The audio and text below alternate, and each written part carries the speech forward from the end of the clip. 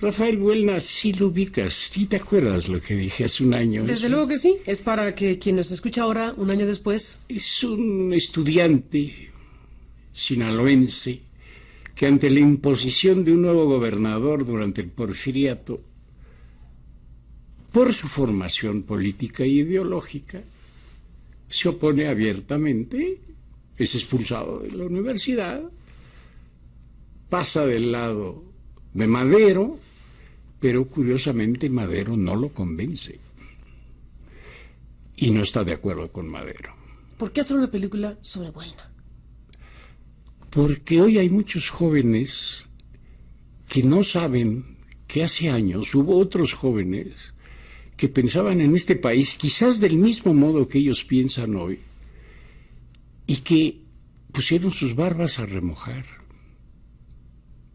y que definitivamente sus ideales, su ideología, no para decir frases ilustres, no para ganarse un lugar en el poder, no para obras importantes e inmortales, sino simplemente en búsqueda de la justicia social, de a qué tienen derecho de opinar un ciudadano.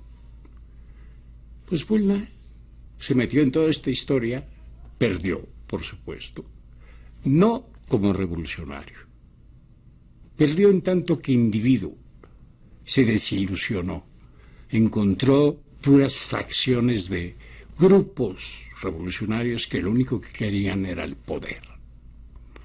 Y su gran desilusión, igual que la de Emiliano Zapata, igual que la de Alvarado, igual que muchos otros revolucionarios que no están en el panteón revolucionario, Carmen, quizás habrían hecho de que hoy, quizás, no hubiese 21 millones de niños sin comer. Es una posibilidad. Por lo que te oigo, la veré, desde luego, la película, pero por lo que te oigo, película incómoda. ¿Sí? ¿Aclara paradas? Un poco. Me trajiste, y te agradezco, un conjunto de citas de grandes personajes de la historia que han hablado sobre Buelna. Déjame leer lo que aquí nos trajiste para compartirlo con el auditorio. Me dices que de las que seleccionaste, por ejemplo, una de Lázaro Cárdenas del Río, el general Pablo Macías Valenzuela o el general Juan N. Méndez, de las que seleccionaste, elegirías para leer a Martín Luis Guzmán. Así es. ¿Qué escribió Martín Luis Guzmán sobre Buelna? Leo lo que tú identificaste como una buena manera de abordar al personaje. Buelna no irradiaba el entusiasmo de la revolución, sino su tristeza. Parecía moverse como prendido a una gran responsabilidad, de una parte ejercer ciertos actos y por la otra exigirse estrecha cuenta de ellos. Percibió desde un principio la tragedia revolucionaria, la imposibilidad moral de no estar con la revolución y la imposibilidad material de no alcanzar los fines que la justificaban. Se le sentía enamorado de un mundo ideal, viviendo el negro día de hoy con la sola ilusión de alcanzar el claro día de mañana. Escrito de Martín Luis Guzmán, o el de Lázaro Cárdenas del Río, que escribe sobre Rafael Buelna. En verdad, el general Rafael Buelna salvó mi vida allá en los altos de Jalisco, cuando mis fuerzas fueron derrotadas por la brigada buelnista y estuve a punto de ser fusilado por un oficial de segunda categoría envuelto en la euforia de la victoria. Este gesto de mi general Buelna nunca ha sido olvidado por mí, y prueba de ello fue que en mi avance hacia el norte en 1929 recorrí Mocorito, la tierra natal de mi salvador Rafael Buelna. Tenorio, en homenaje a su memoria, escribió un agradecido Lázaro Cárdenas del Río. Eso nos lo contaste hace un año también, esa historia que salvó la vida de Lázaro Cárdenas. O sea, sin Buelna, este país sería otro país. ¿Y si fusila a Obregón? También. Eso, recuérdalo también como una parte fundamental de la biografía de Buelna. ¿Y qué pasó con Obregón? Pues... ¿Qué no pasó con Obregón? Que no pasó, que a última hora Lucio Blanco, ya teniendo Buelna contra el paredón, le dijo: de nada sirve que lo fusiles. Lo que andamos buscando son otras cosas, otros ideales. Y Buelna les dijo: nos va a traicionar más adelante. La correspondencia que tengo, por cierto, entre Buelna Y Obregón, años después, cuando Obregón es presidente, le da la razón a Buelna. Uf, fuerte, ¿no? Pero hay más. Si en 1913 en la Convención de Aguascalientes no impone la presencia de los zapatistas, jamás se hubiera aprobado el plan de Ayala. Y la impuso la presencia pistola en mano. Buelna. La Convención de Aguascalientes, ni más ni menos. A los 22 años de edad. ¿Cómo la impuso? ¿Cómo la impuso? Buelna es un contestatario y es mítico. Eso es lo que hace la fuerza de estos jóvenes. La constante, la determinante posición de no ceder en sus ideales. Y al mismo tiempo el desprendimiento, el idealismo, que claro, dentro de la practicidad de la revolución y de la política, que son dos cosas distintas, pues no llega a culminar. Ciudadano Buelna, esta película de Felipe Casals que hoy se estrena en México, retrata más cercanamente a el Buelna asociado a Pancho Villa. Peleado con Villa. Peleado con Villa, pero digamos, esta película, ¿qué es lo que muestra más de esta biografía tan amplia? La película no explica la revolución. La película no cuenta la revolución. La película no es La Cucaracha. No son las canciones de la revolución al pie de las fogatas, ni las frases ilustres. La película explica las dudas del personaje Rafael Buelna Tenorio. ¿Por qué creo en la revolución? ¿Qué significa la revolución? ¿Y por qué eso no se cumplió? Esa es la intención, esa es la película. A algunos será una gran desilusión, porque lo que esperan no es para nada esto, y para otros será la confirmación de por qué esta revolución luego se instaló en una silla y continuó con los mismos vicios de siempre. Gran tema para México, desde luego, esto que nos estás planteando, Felipe Casals. ¿Te gustó tu película?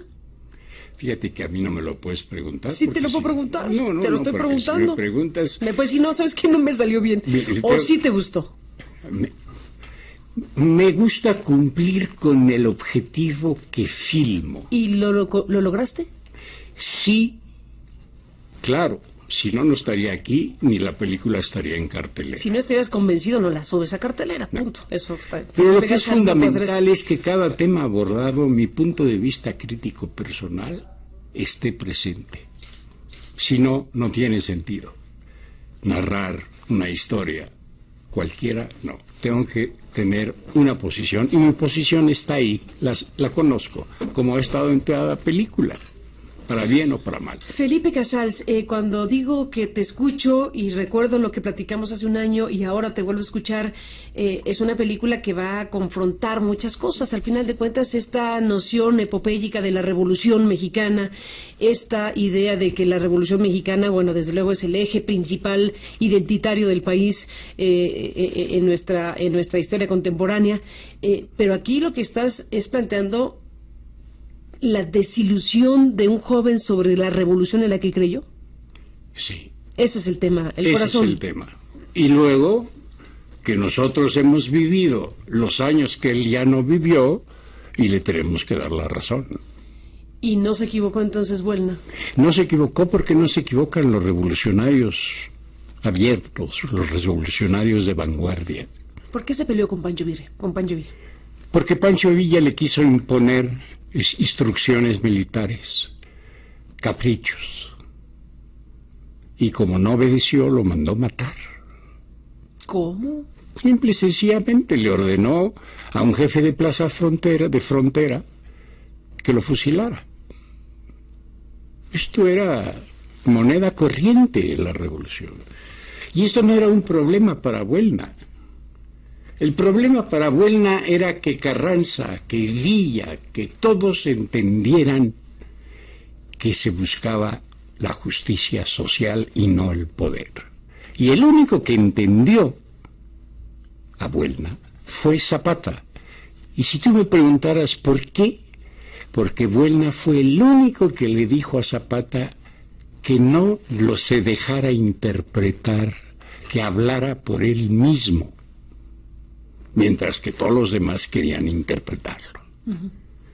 Y Zapata, muy desconfiado, Emiliano era muy especial, se quedó viendo ese güerito de ojos azules y le dijo: yo creo que no vamos a llegar a nada, pero si usted me protege mis gentes, vamos a ir de acuerdo. Y cumplió Buelna, desenfundó el arma y cumplió.